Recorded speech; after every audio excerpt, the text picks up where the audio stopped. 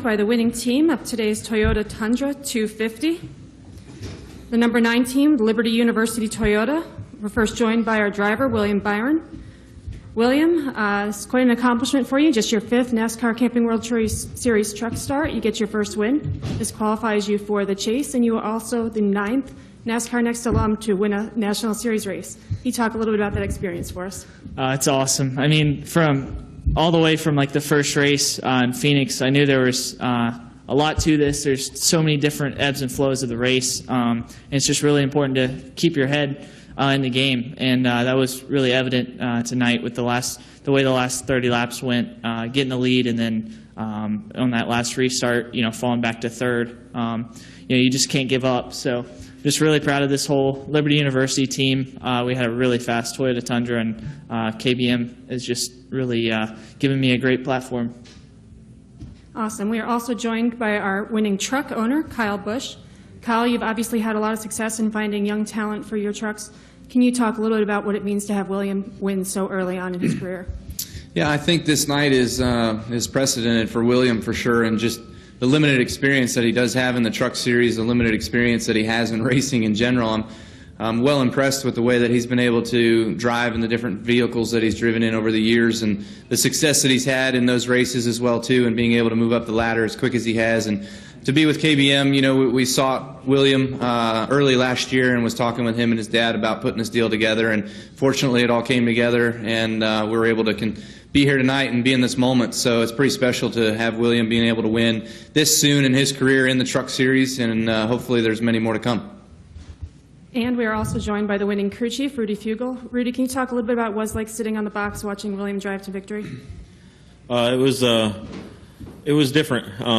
The last couple of years I've had some different drivers and more experience in pressure, different situations, expecting to win more and out of the box. And so with a young driver again and learning how to coach him and how to do the right things, and but it was fun to watch too, because he's just got the raw talent and the speed just out of the box that you don't have to teach, and made it all happen. The last caution wasn't very fun for us sitting on the box, and probably not him in the seat either, but we pulled it out, and I think we showed we had a top 2 truck, if not, and at the end I think we had the best truck. It just, the way the restart shook out, and then it all worked out. All right, we'll now open it up for questions. Please state your name and affiliation when you get the microphone. Hey, William. Todd Palmer, Kansas City Star. First of all,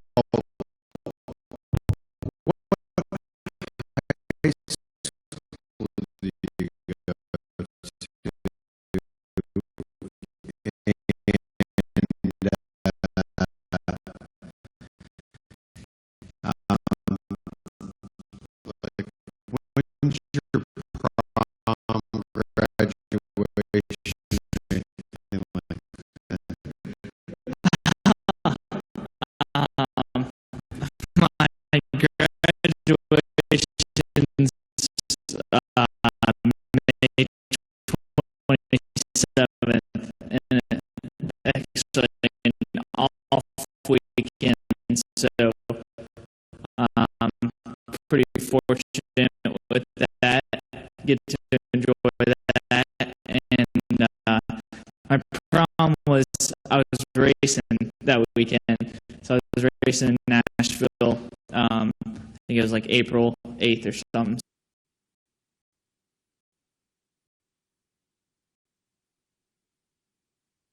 Be the tire or the aero. I think you're always going to have a position where you don't feel comfortable, but I still have a lot to learn there. But I think just learning from Kyle, learning from the tapes that I get at KBM, learning not to put myself in those positions. Any additional questions for winning team? We go back there to Chris, and we'll come back up front to Todd.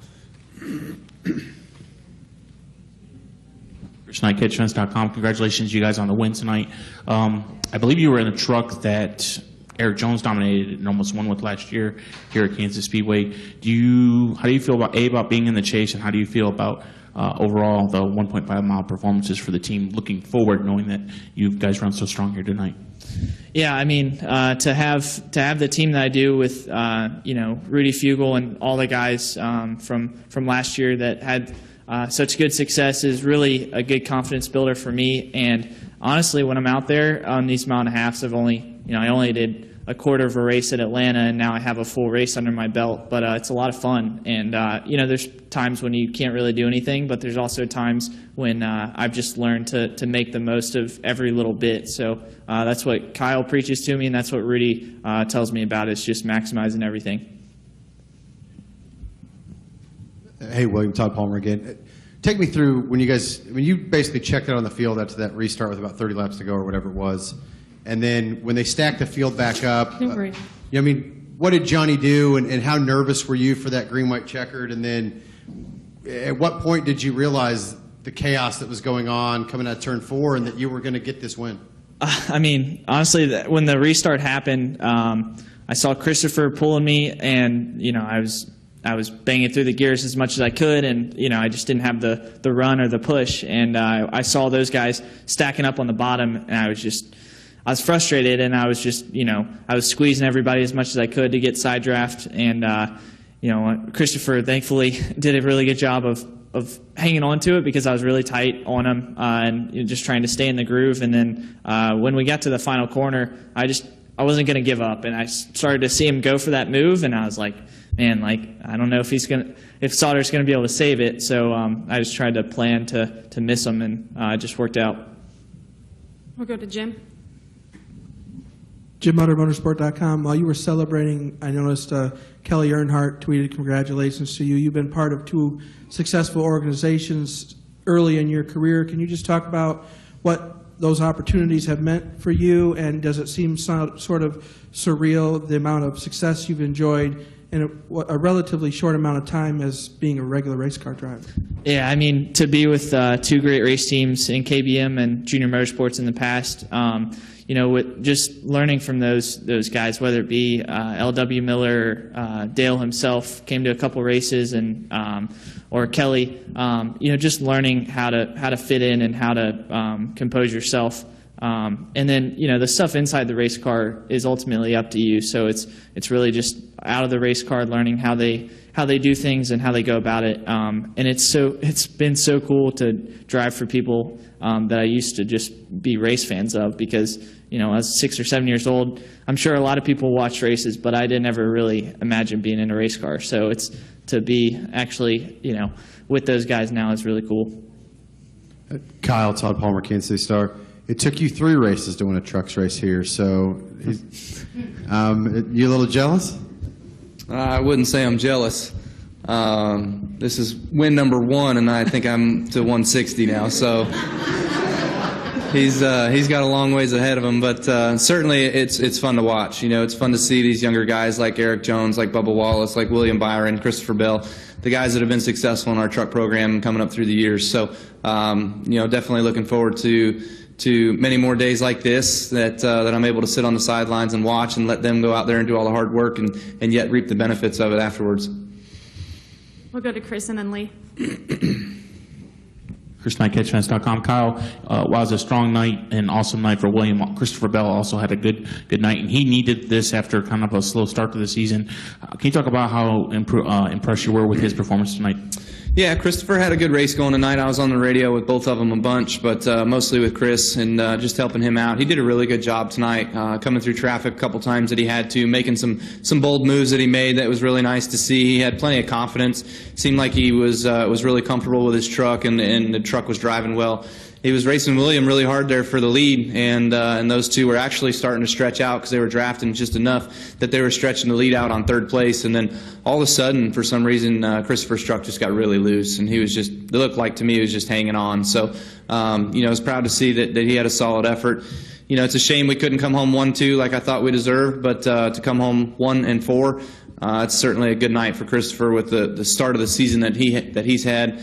It's definitely been frustrating. We talked about it a lot earlier this week, he and I, about just sort of getting his mindset right and getting him back focused on what's ahead, and that there's going to be plenty of days where there's opportunities that the shoe's on the other foot. Tonight William was ahead, and we made sure that Christopher was full force in focused about helping his teammate and making sure that the teammate had a shot to win before they both went after it and battled it.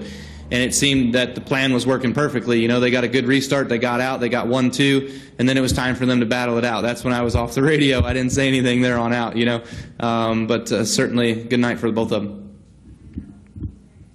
Lee Spencer, Motorsport.com. Champ, your thoughts on the caution clock? I mean, it's early in the season. I think we saw it a couple times tonight. It played in. Certainly, there was some tense moments with some fuel and people running out and stuff like that. And you know, I think if it comes down to that, where the caution clock is right on the fuel number, you know, obviously they kept pit road closed because there was guys stalling on the apron. But man, all you're going to do is keep getting the next guy to stall, the next guy to stall, the next guy to stall. So, you know, it was a smart move to just open it up and get the trucks down pit road. I say that because it was fortunate for us that we weren't the ones that did run out. But again, the shoe may be on the other foot later on where it may be us. But all in all, it's just it's an interesting strategy to the series. It's different, that's for sure. I do remember a few years ago when you couldn't take fuel when you could take tires or vice versa, and it was real awkward for coming down and repitting and all that sort of stuff. So this is just a new thing for the series to have to work around and make the crew chief's jobs a little bit more stressful. Rudy, your thoughts on It's okay. I mean, it's just different. You know, it's between our engineers and myself, we kind of got an idea of what's going to happen before the, you know, when we go green. You know, whether we're going to be close or not, and it just affects strategy. I mean, it's interesting. I think it makes for a decent show, so it's okay.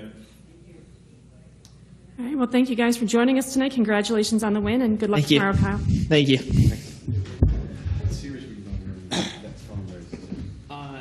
It was late on, like super late.